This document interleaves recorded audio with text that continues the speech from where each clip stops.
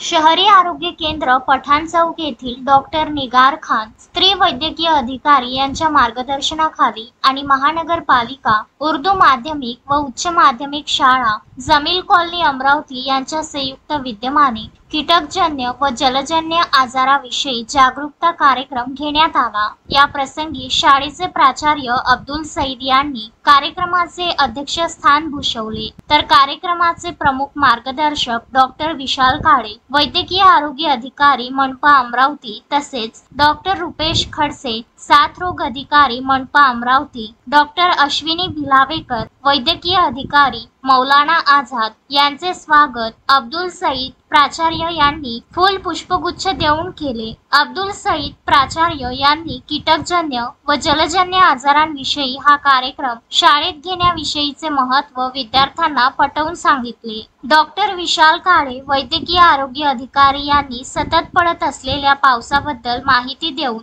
या पावसाळ्यात कीटकजन्य आजाराचा प्रादुर्भाव जास्त प्रमाणात वाढतो, याबद्दल आपण उपाययोजना कशा कराव्यात याविषयी विस्तृतपणे विद्यार्थ्यांना मार्गदर्शन केले। या कार्यक्रमाप्रसंगी शहरी आरोग्य केंद्र पठाण चौक येथील सर्व आरोग्य कर्मचारी व आशा उपस्थित होते। तसेच शाळेचे प्राचार्य अब्दुल सईद, सहाय्यक शिक्षिका समीना सुलताना, शाबाहक सिद्दकी, हाफिज खान, अर्शिया कौसर, अब्दुल सिद्दकी, अशिया फरहीन, दुरेश्वर, आतिफ अनवर, उमर खान, सर्व शिक्षक वृंद व शिक्षिका यांनी कार्यक्रमांमध्ये उत्स्फूर्तपणे सहभाग घेतला। Vidarbha news bureau, Amravati.